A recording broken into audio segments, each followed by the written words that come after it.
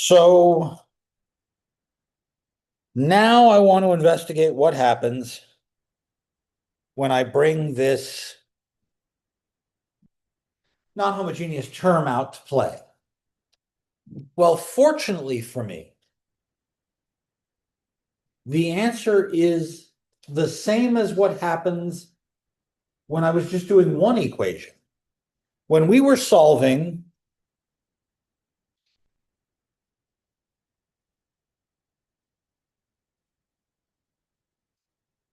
notice that's not the Laplace transform. That's that linear system thing. So when we were applying one, we would get yc plus yp, where we had a particular solution. And the YC was I think they called it complementary solution, but I always think of it as the one that corresponds to the homogeneous part.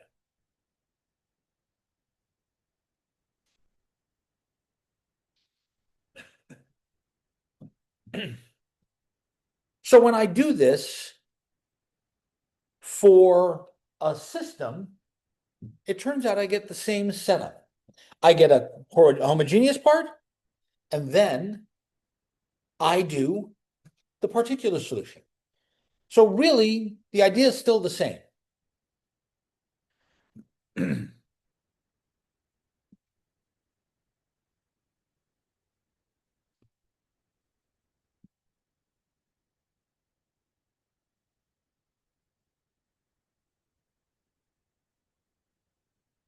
I'll just get two matrix expressions, two vector expressions. And XC is still the one that goes with the corresponding homogeneous one.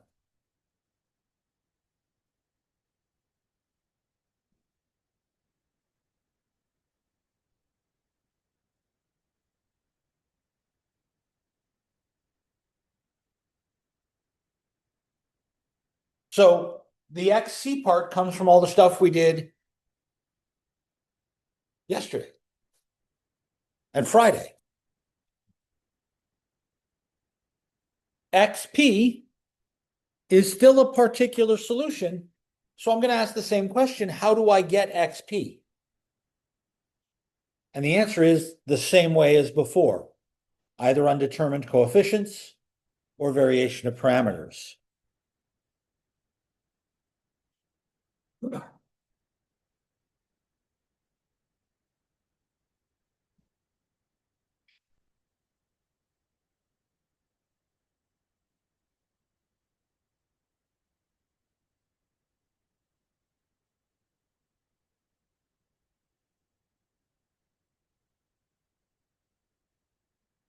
The only difference is that I'm going to have vector coefficients instead of numerical ones.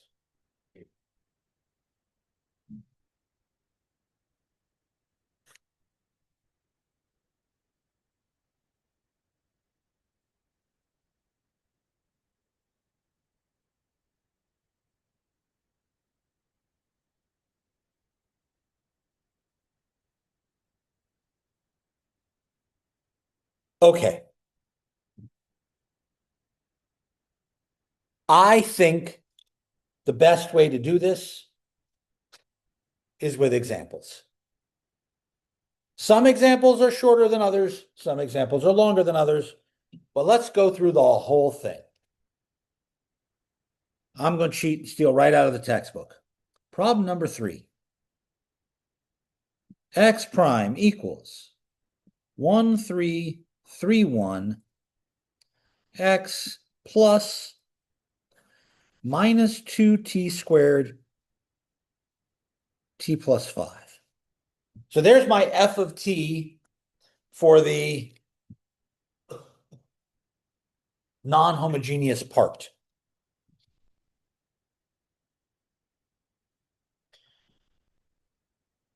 But I need to do this the same way we did second-degree equations or first-degree equations. I need to go back and I need to find the homogeneous one first. So the first thing I need to start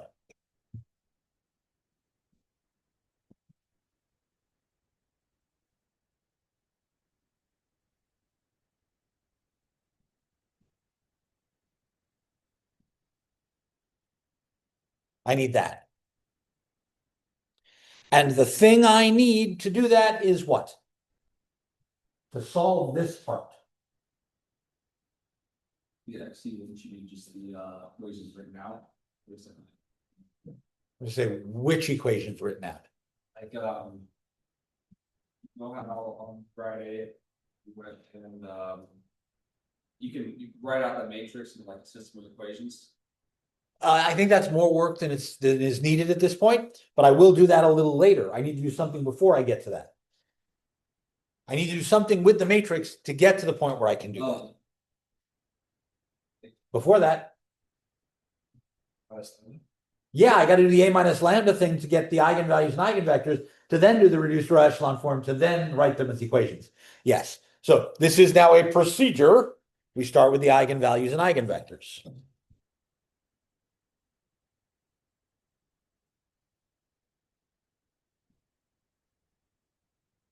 And again, if this is our matrix A, then I'm going to write A minus lambda I, and I'll get 1 minus lambda plus 3, 1 minus lambda. And then I'll do the determinant of A minus lambda I, 1 minus lambda quantity squared minus 9. So that's lambda squared minus 2 lambda plus 1 minus 9 gives me plus 8.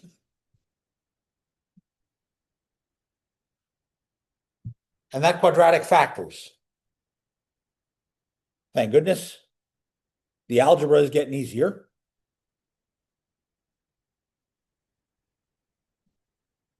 What are my roots here? What are my factors?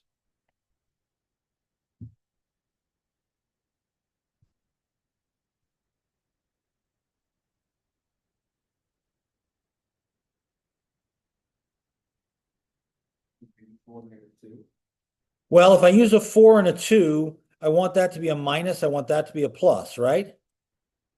Oh, no, that's not right. That should be a minus because it's 1 minus 9 is minus 8.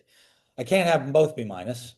Oh, that makes my life easier. Then that's a minus and that's a plus. Catch the sign errors, Josh. You got to catch her on the sign errors. Oh, okay. So if lambda is 4, I can get the vector now. So now I do the vectors. Put in 4 and I get negative 3, 3, 3, negative 3, and I set that to 0, 0. And I do my reduced row echelon form.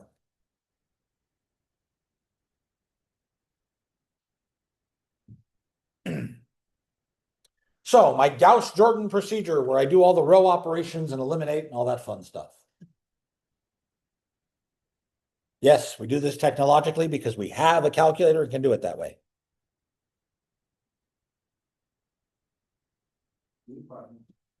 I'm sorry?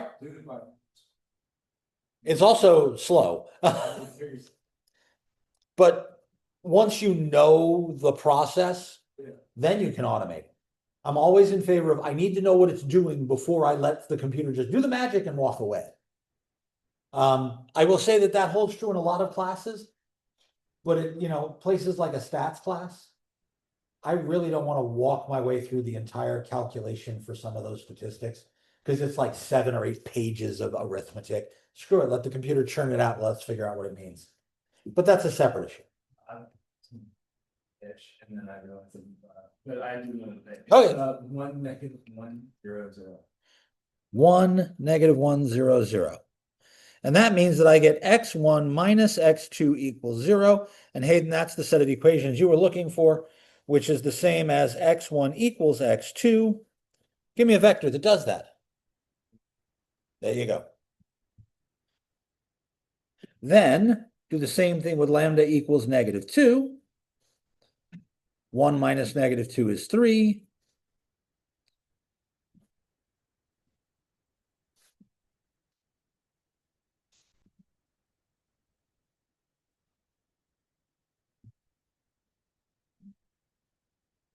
That's a lot easier. So this is x1 plus x2 equals 0. or x1 is negative x2. So I could write negative 1, 1 for this vector. So my two vectors, I believe the book uses K for this, like K1 and K2. So my XC is number times 1, 1 times e to the 4t plus number times negative 1, 1 e to the negative 2t.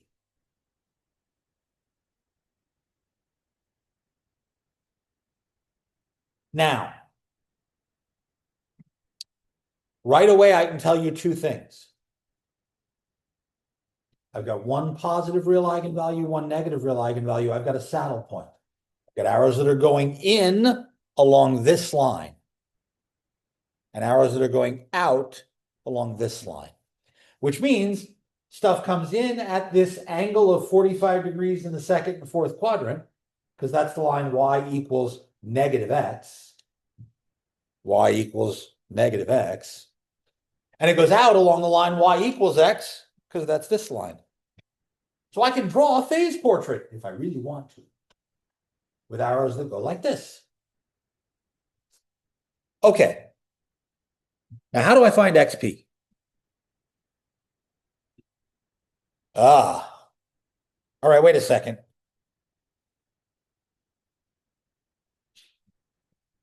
In the original setup for this problem, what was that f of t part?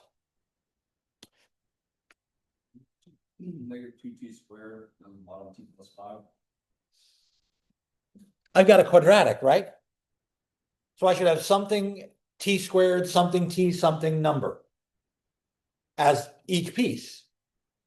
But I want the coefficients to be vectors, not numbers. So when I think of undetermined coefficients, I'm going to write, oh, I should have something t squared plus something t plus something times 1. Normally, I just write at squared btc, but my coefficients are now vectors, not numbers.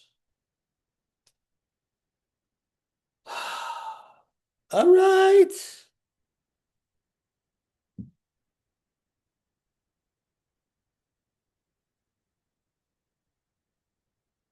Again, I'm going back to chapter 4. Chapter 3. We take this and we plug it into our equation. My equation says x prime equals 1331, right? 1331 x plus minus 2t squared t plus 5.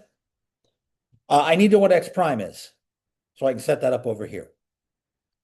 What's x prime?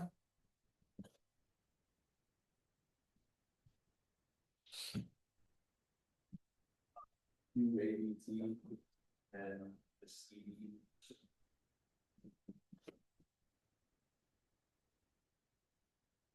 Now on the right side,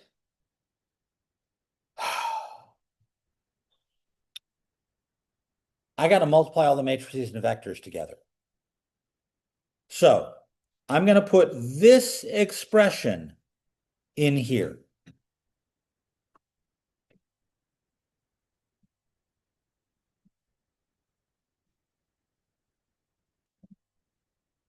What happens when I do that multiplication?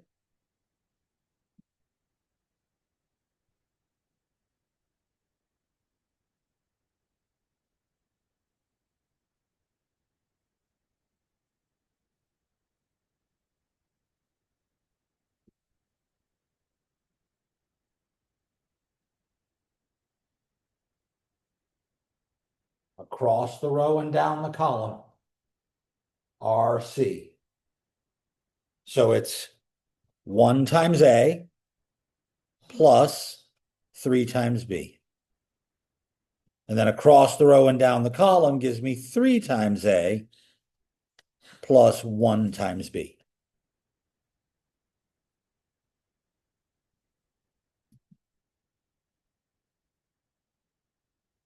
Maybe, kind of, possibly. Dot products with two vectors. Okay. Doesn't matter if I use A, B, C, D, or E, F. It's going to work the same in all three cases, right? So when I multiply here, I get this times t squared. Right-hand side equals A plus 3B, 3A plus B, t squared. Plus, then I do the CD part. So I get C plus 3D and 3C plus D, T. And then I do the number part, and I get E plus 3F and 3E plus F plus this part plus negative 2t squared t plus 5.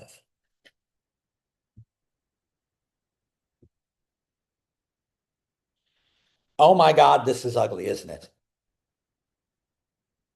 What's the left-hand side? Oh, that's xp prime. So this is the left-hand side.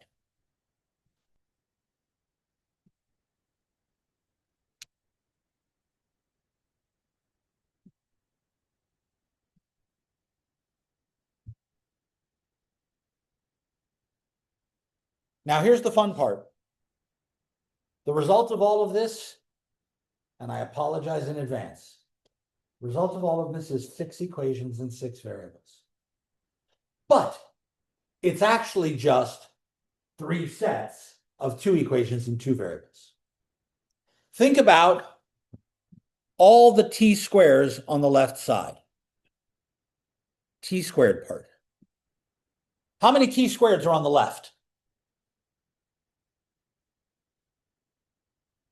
Right up there where it says left-hand side. How many t squareds are there? So I know that if I can figure out what the t squareds are down here, that'll have to be equal to 0. But here are all the t squareds for A and B, except for this one.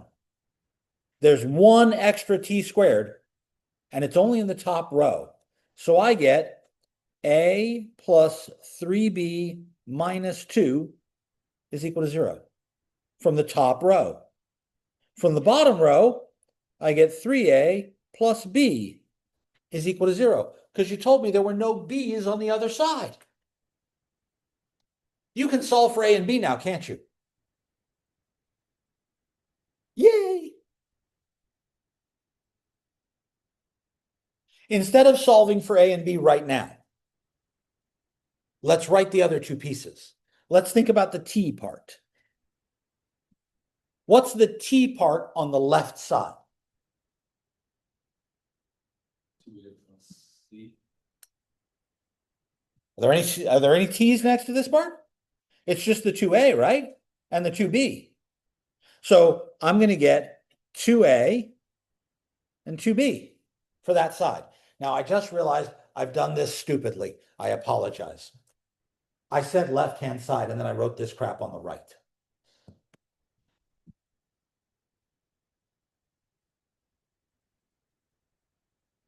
It's the left-hand side, isn't it? Does it matter? No. Look at the right-hand side parts. Where are the T's? Well, there's this bit. That's got a bunch of T's. And then there's this one right here, isn't there? So look at the coefficients. In the top row, we get C plus 3D. And in the bottom row, we get 3C plus D plus 1. The 1 comes from right here. If I know A and B, I then know C and D, don't I? How about E and F? Let's look at the constant part. On the left-hand side, what are the constants? C and D. Okay, so I get C equals D equals. What are they equal to?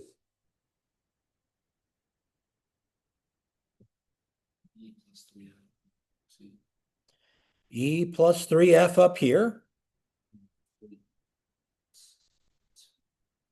Bingo. So everything from here on down is algebra, and it's in order. I'll do A and B first. I'll use A and B to get C and D. Once I have C and D, I can get E and F. So let's start with A and B. A plus 3B equals 2. 3A plus B equals 0. What do I get?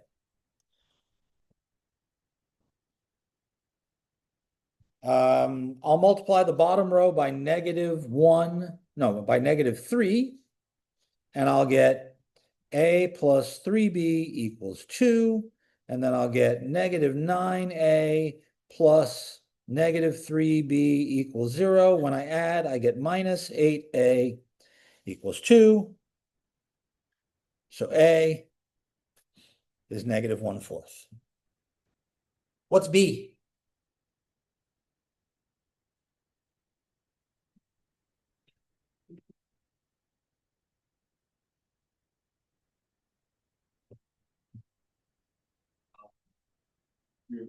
Yep. Because right here, I have B is equal to negative 3A. So that's negative 3 times negative 1/4. So B is 3/4. Now solve for C and D.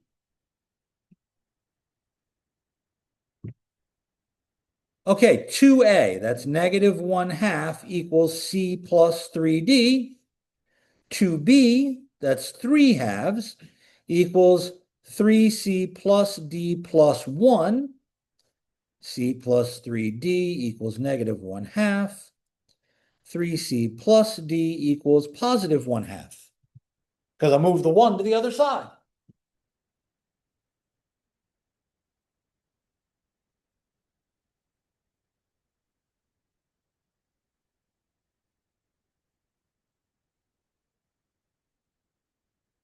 Again, if I multiply the top row by negative 3, I'll get negative 3C minus 9D, and then I'll get negative 1/2 times 3. So that's positive 3/2. I add, I get negative 8D equals 2. I get D is minus 1/4. That's a familiar looking number. What's E? I'm sorry, what's C? Oh, right here. C is negative 3D minus 1/2, because that's a. So that's 3/4 minus 1/2, which is positive 1/4. Now I can do E and F.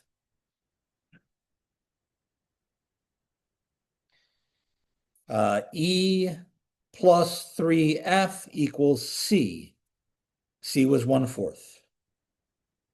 3E plus F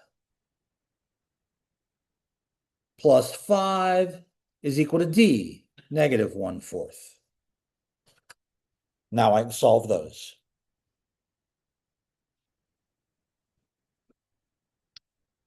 Let me rewrite that. E plus 3F equals 1/4.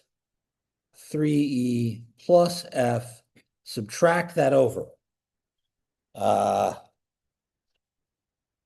5 is 20 over 4, so when I move it over, it'll be minus 21 over 4. Minus 5.25.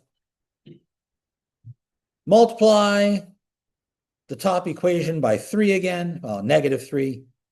I get minus 3E minus 9F equals minus 3/4.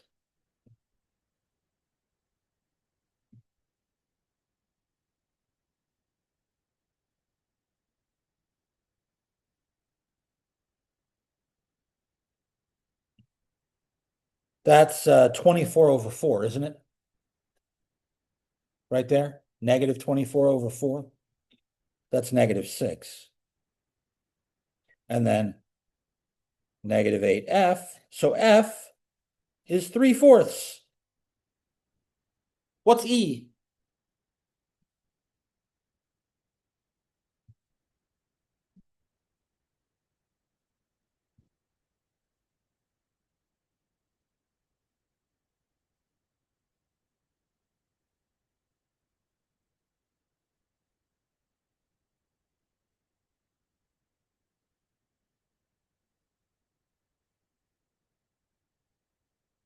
I can go right here.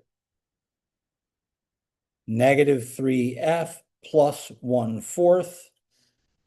Yeah, because that's negative 9/4 plus 1/4. That's negative 2. Holy crap. 6 equations, 6 variables, and we did it all. What does this give us? This gives us xp. Our particular solution, xp, is AB t squared plus CD t plus EF.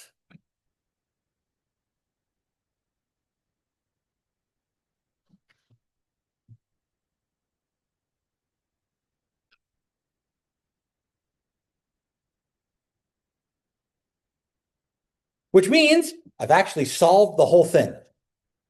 I have XC, I have XP. If I had initial conditions, I could solve for C1 and C2. Oh, shoot me now, man.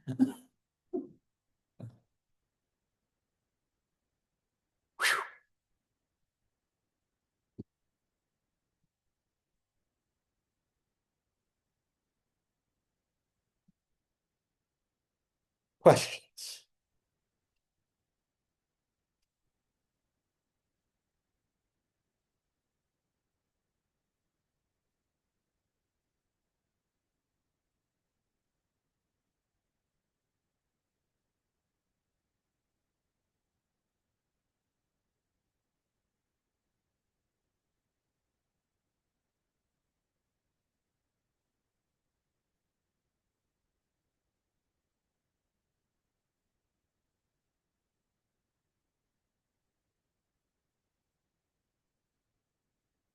Now, there is still a problem. What happens with undetermined coefficients here is the same thing that happens with undetermined coefficients in the single equation case.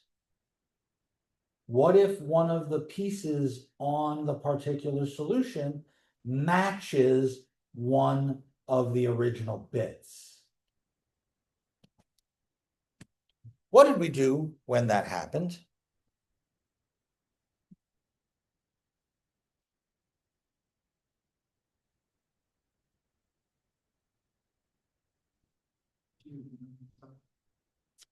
In this case, the pieces that were in our f of t did not match these pieces, but they could have. I mean, if I were a true bastard, this could have been e to the 4t. What would we have done then? Back in the previous undetermined coefficients setup, we knew what to do then. We wouldn't use e to the 4t again. We'd use something else.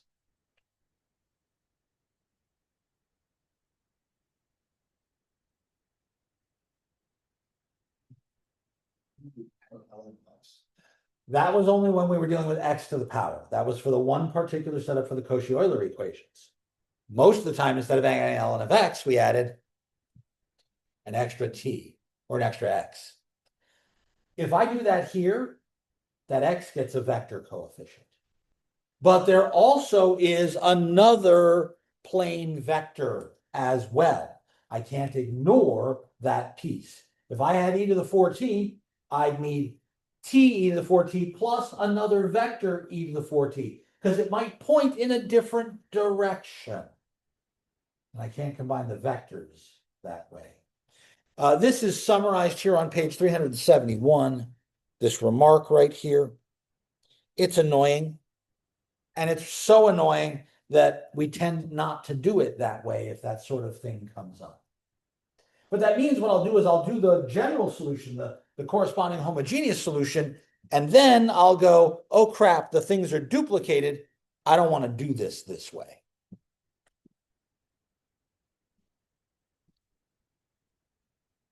Questions? Well, I don't want to do it this way. I gotta have another way to do it. I promise there is one. It's just not any nicer. None of these are very nice regardless.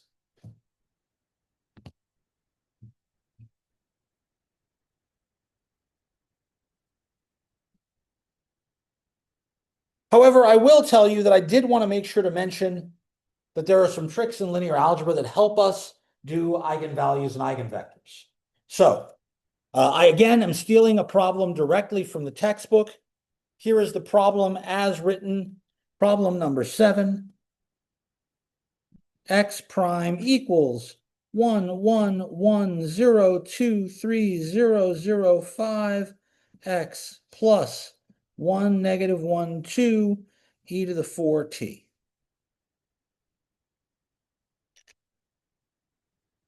And now I'm going to make sure that you all think about linear for a minute before you answer me this question. I want to know what the eigenvalues are. There's something special about this matrix that makes finding the eigenvalues a snap. It's a upper triangular matrix, so it's like the diagonals are all one. No. Not that the diagonals are all one. Yeah, I just forget what it, like, I was like, I know what he's talking about. I just forget. It's like a triangle. It is a triangular matrix. I give you that is true. The triangle is all up there. I'm agreeing you. All the numbers are on or above the diagonal. Oh, Talk to me. Is it like the very last variable was like already lambda? Well, but I got to do the lambda I stuff, right? But the best part about this is that it's just the numbers on the diagonal. If I go through and I actually do it all out, when I do the determinant, it's just these 3 numbers. So in a way, you're right, Cody. The bottom one's already solved for, right? But I didn't put in the lambda stuff. Yeah. So I think about doing it as like 1 minus lambda, 1, 1, 0, 2 minus lambda, 3, and then 0, 0, 5 minus lambda, right? Yeah. But then when I go to do the determinant, I'll go across the bottom row. And that means the only thing that survives from the bottom row is that 5 minus lambda. And then I'll have crossed out this, and you'll notice AD minus BC. BC is 0. So the only things that survive are these pieces. Is that just because of 3 zeros? Yep. What if it was a Then it would still work. Whether it's upper triangular or lower triangular. So something like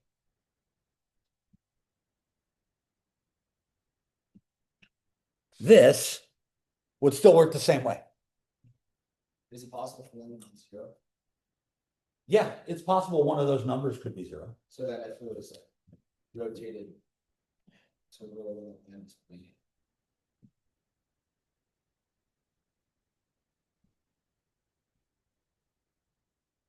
Like that. we'll You see say, See how that means 0 is one of the vector values. That's fine. what if the very top one below it and one to the right version? So like where the 2 ones are, opposite ones, where those are. If these were both zeros, Yeah. well then 0 and 0 and 3. Yes. So it works any. Yeah. Well, it's got to be either the upper right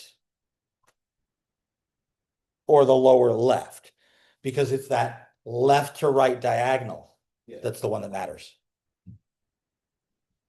So again, I need to remember a bunch of tricks from linear algebra. By the way, everything from here on out, this is actually an easy problem because I have 3 different eigenvalues, lambdas 1, 2, and 5.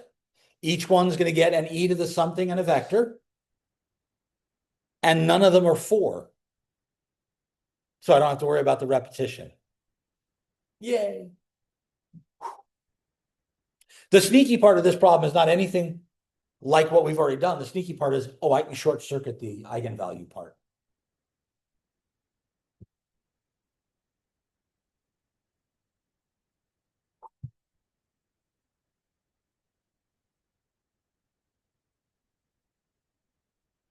There are 3 examples between page 369 and 371. I did different problems on purpose so that you wouldn't have to just see me write the stuff that's already written out in the book.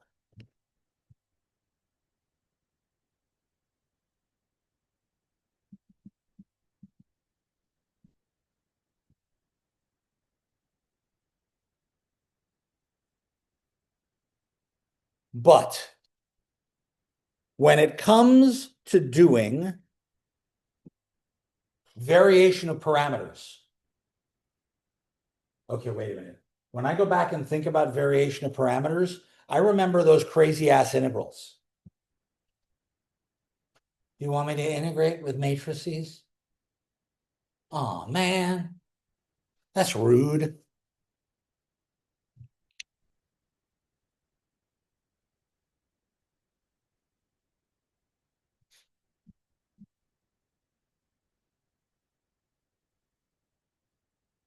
In order to do variation of parameter correctly, I need to change the way I write the complementary solution.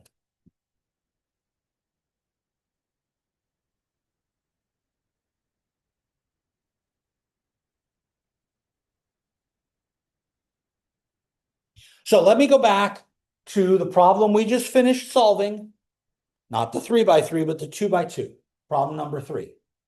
What was XC?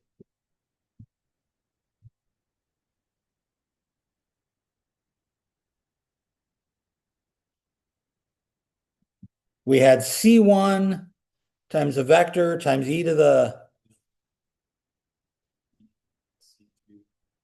-1, e to the -t. okay. I'm going to mess with this a little.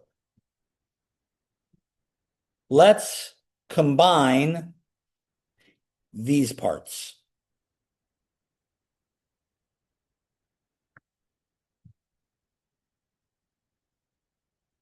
When I combine those parts, I get C1 times the vector e to the 4t, e to the 4t. And I get C2 times the vector minus e to the minus 2t, e to the minus 2t. Yes? Now, if I think of C1 and C2 as if they were a vector, I can think of these other pieces as a matrix.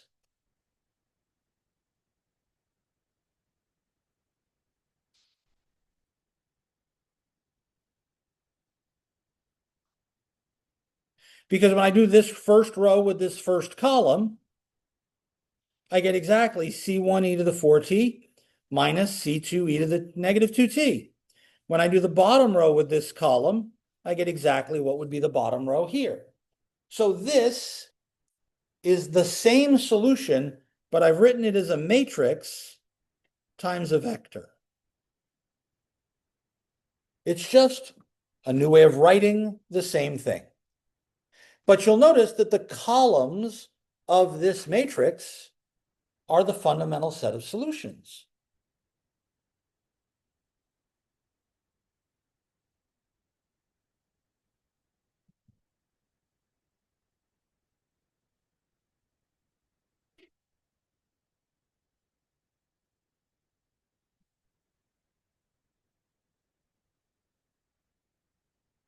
We're going to call this the fundamental matrix.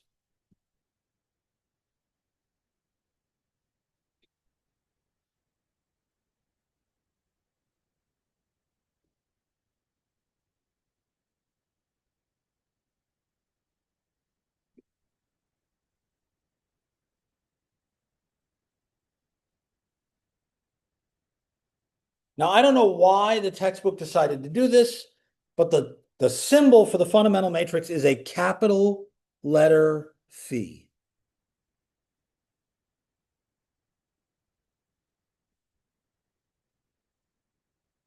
And since it contains functions of t, it's phi of t. And then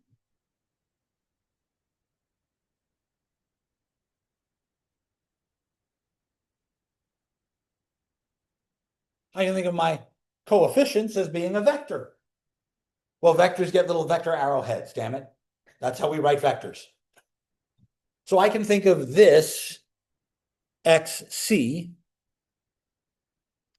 as really being phi of t times c.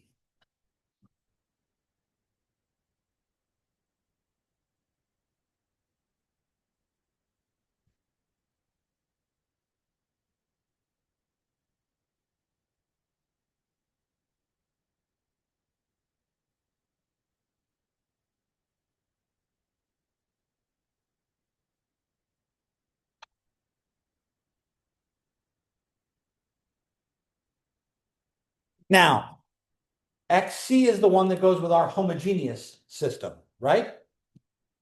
So xc is the solution to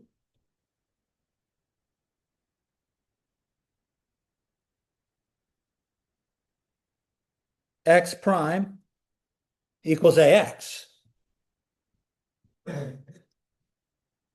Well, that means this is our solution right here. Phi prime is equal to a times phi.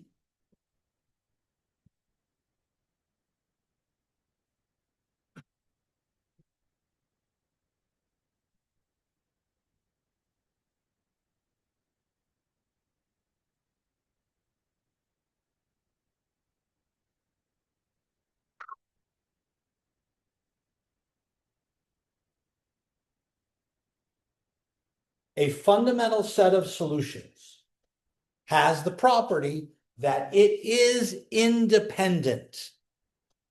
It is linearly independent. And that means that the columns of this matrix phi are independent from one another. If I have a square matrix whose columns are linearly independent, then that matrix is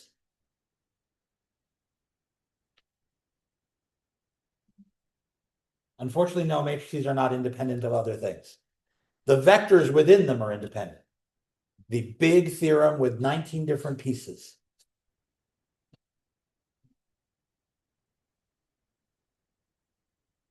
There's a one in each column. Yes, the reduced row echelon will have a 1 in each column. Yeah, That means something. yeah.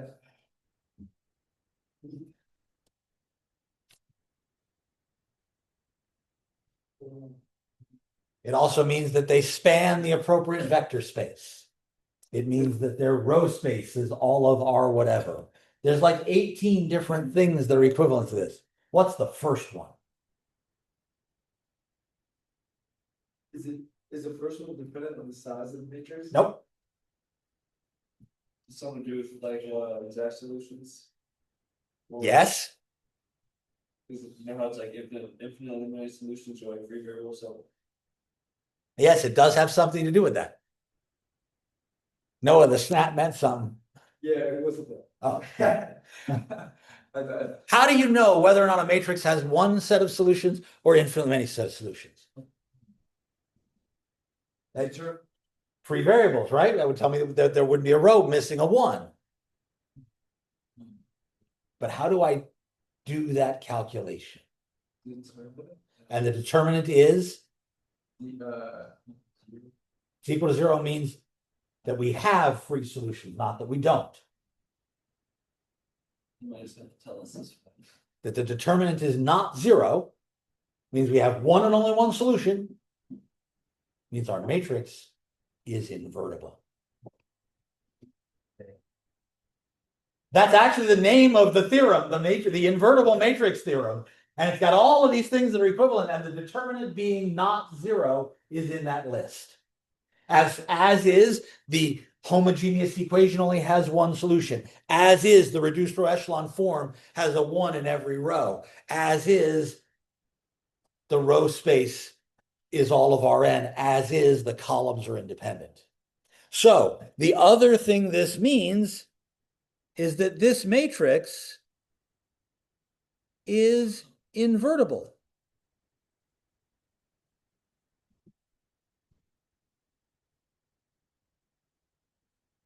So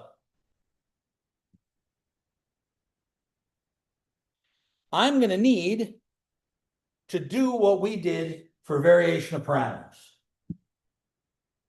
All right, let's go back to chapter 3 and look up the formula for the variation of parameters crap. Sorry, chapter 4. Variation of parameters. Here we go. Variation of parameters. I remember this vaguely. We did this big ugly formula to find this thing, right? Ew.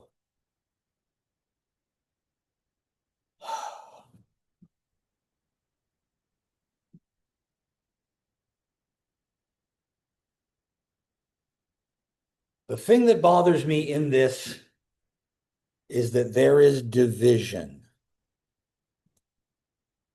I don't know how to divide matrices. What do I do instead of dividing matrices?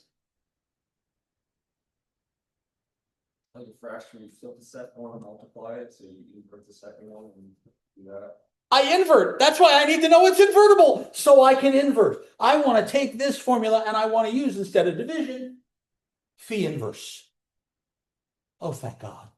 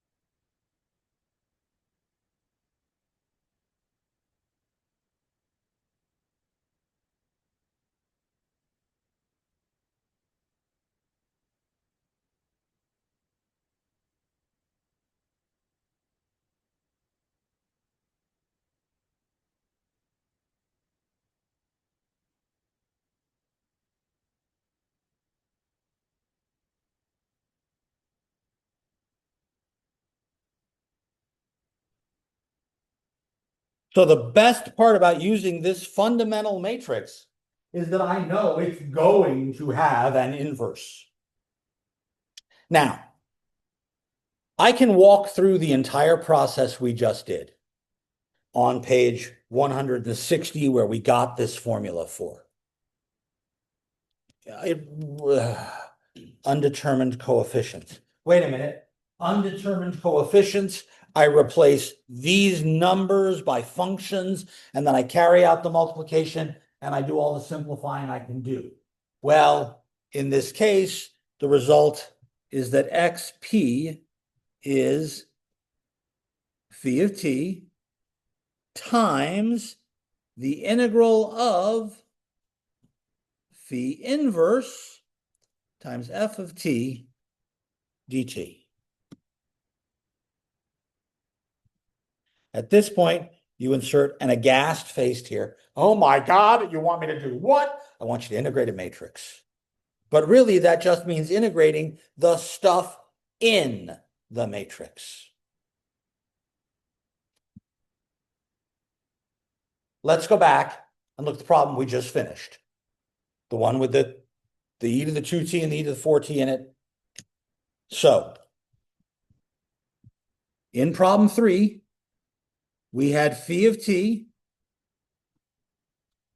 equals e to the 4t minus e to the minus 2t, e to the 4t, e to the minus 2t. And we had f of t was minus 2t squared t plus 5. I'm going to do the same problem, which means we know what the answer's supposed to be.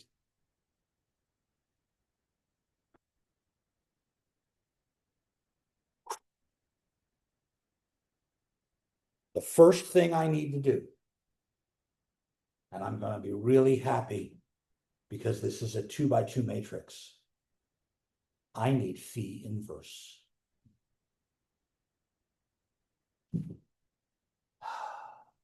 How do I get the inverse of a matrix again? The two this way, I think you make them two negative. But there's one other thing I need to do.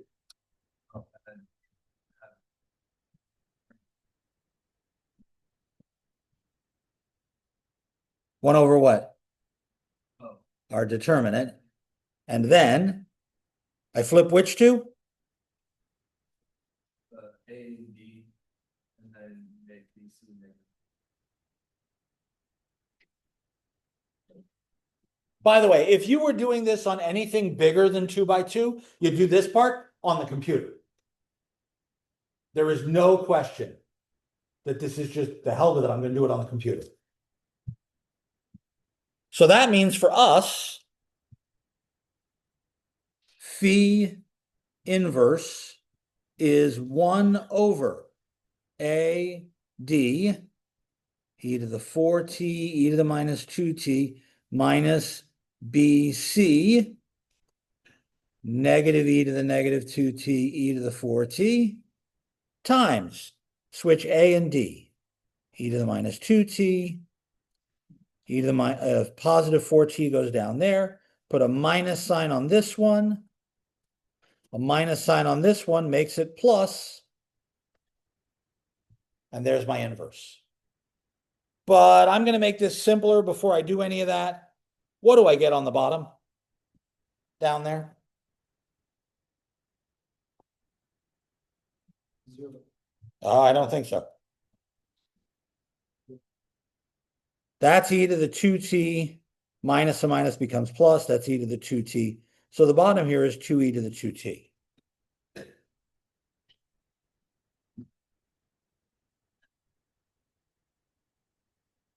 So e to the minus 2t times 1 over 2e to the 2t is 1/2 e to the minus 4t. Same thing here. E to the 4t is going to give me minus 1/2 e to the 4 minus 2, positive 2t. And then here it'll be positive 1/2 e to the 2t.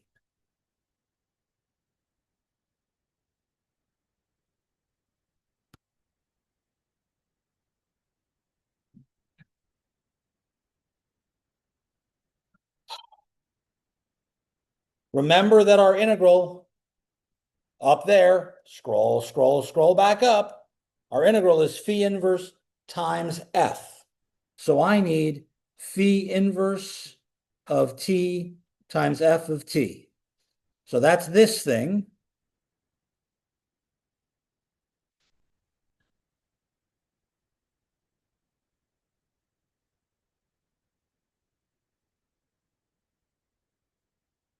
Times f of t. What was f of t again? U, QT squared.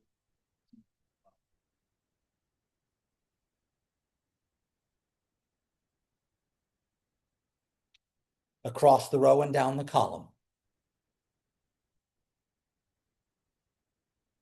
Minus 1/2 e to the minus 4t times negative 2t squared gives me t squared e to the minus 4t with a minus sign.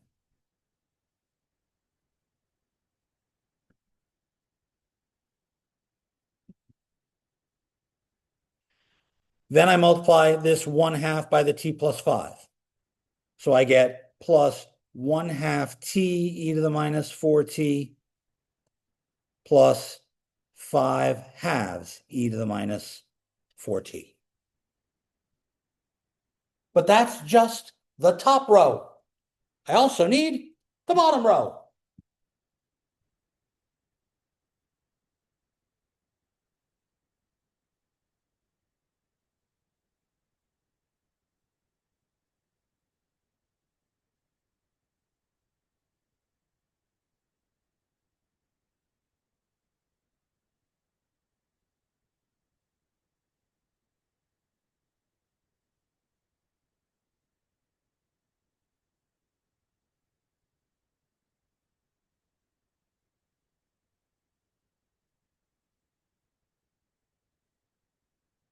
What do I do with that?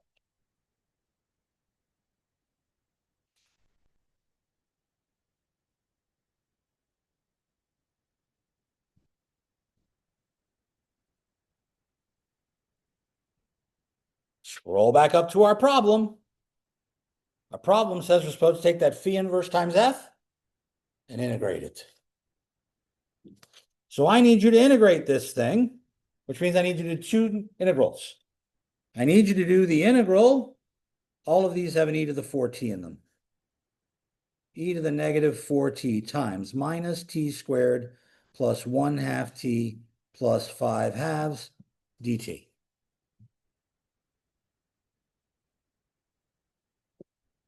And I need you to do the integral of, pull out the e to the 2t, t squared plus 1/2 t plus 5/2. People, the worst possible thing has just reared its ugly face and bit me upside the head. This is integration by parts. The top one is integration by parts twice. The bottom one is integration by parts twice. Okay, people, get your computers out, go to Wolfram Alpha, give me these integrals.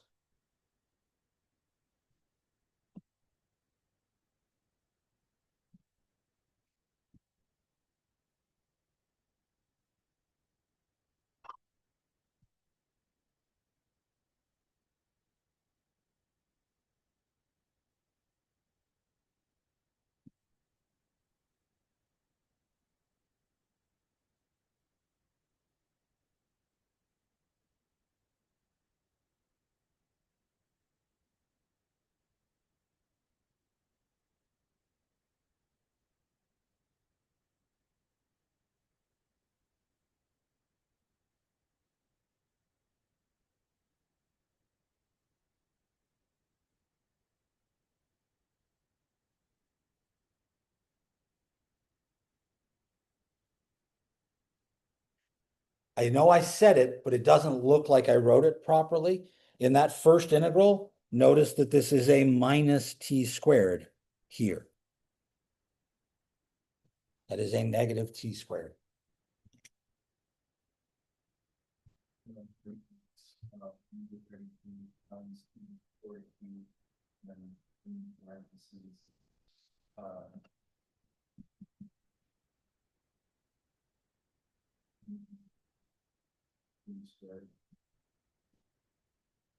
Plus 12t plus 17. And then constant. Which I will assume to be 0, just like we did last time. And then this, that's this one? Yeah. I mean, Okay. the second one is 1/2 e to 2t times t squared minus 1/4 e to 2t. And then times t, then plus 11/8 e to 2t. So I factored out the over 2 and the e to the 2t. So instead of writing 11/8, I wrote 11/4.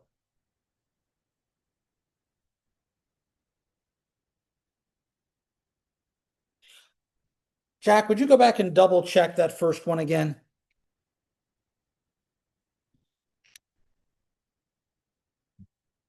Because I ended up with a slightly different answer, and I'm confused. E to the minus 4t times minus t squared plus 1/2 t plus 5/2.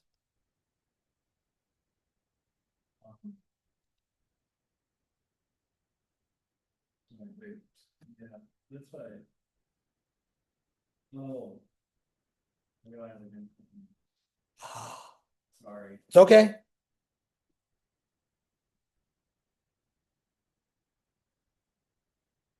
See, even with the technology, I'll still up. I do that all the time.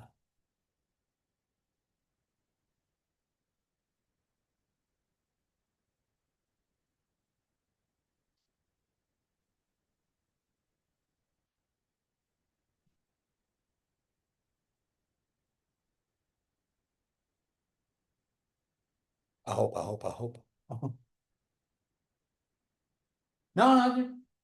Because what I wrote in my notes is different than what you put up there. Is this what you get now? Yeah. I did this long enough ago, I could be wrong. I don't remember, so I'm glad you confirmed it for me. Thank you. Okay. I'm 99% of the way there. But I'm not done yet. Are you kidding me? No, I'm not done yet. Because what am I supposed to do with these two things that I got out? I'm supposed to multiply this whole integral by phi of t. So now xp is phi of t times this. Remember to keep it in order.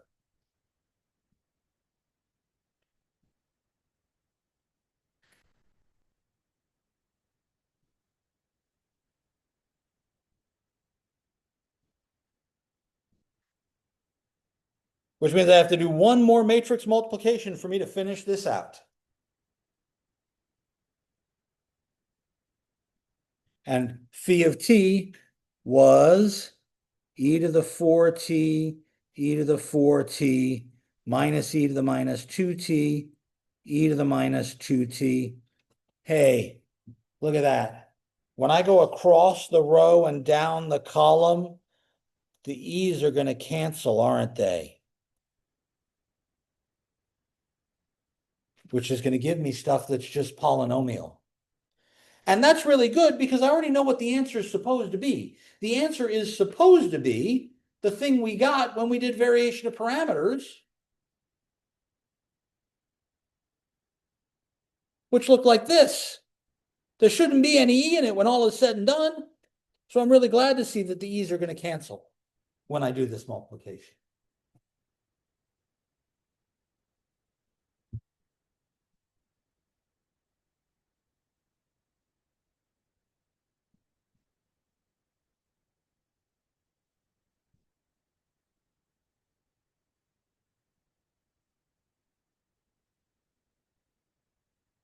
Okay.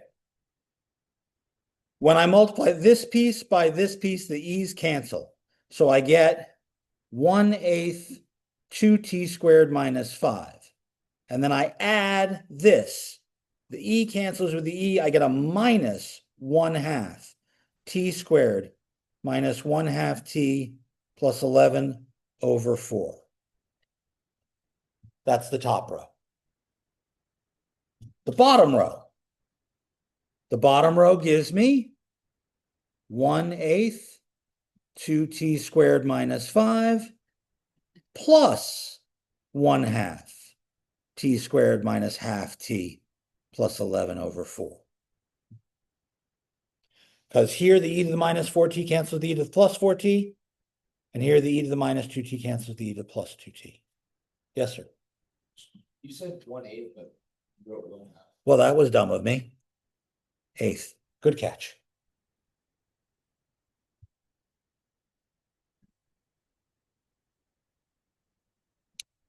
By the way, if we multiply this out and simplify, we get exactly the same thing.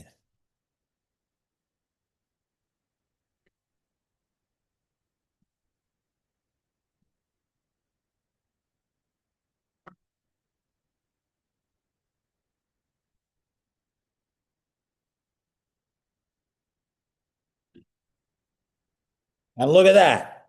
A, B, C, D, E, F. They're the same numbers. Is this easier? No. So why would I do this rather than the undetermined coefficients version? There's got to be a reason. Otherwise, this was a waste of 25 minutes. And I'd already be pissed off about wasting time on a Tuesday.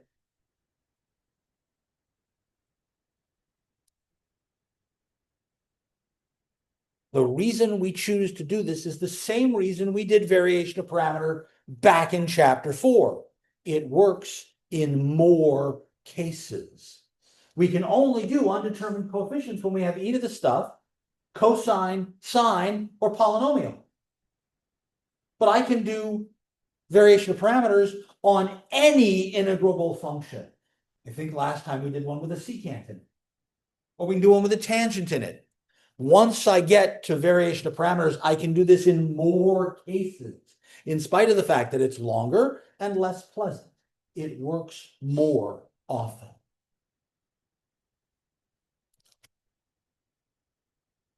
Do I expect you to recreate this crap? How much of this did I tell you to do on the computer? How much of this did I tell you we were going to do on the computer because it's just that much more difficult to do by hand? This is not a suitable exam question, but it's the same technique. And I just added linear algebra to the mix, and it worked perfect.